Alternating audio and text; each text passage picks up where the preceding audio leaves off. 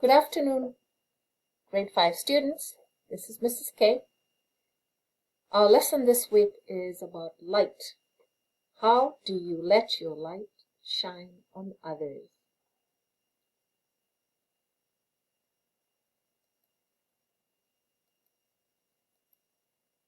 What is light? In order to know how to find our light, we need to start by figuring out what light is. Light is the form of energy that makes it possible to see things.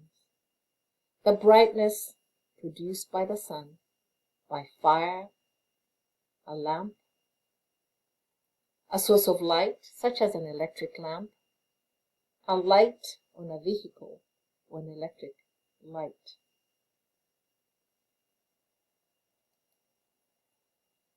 God is light.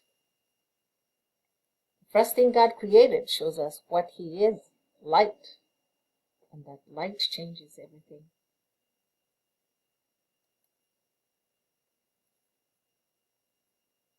Think and reflect. What does it mean to shine your light?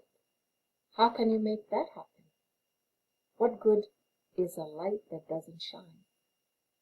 So friends, I'd like you to take a moment, think about these 3 questions, and answer them in the Google form. Have a good day.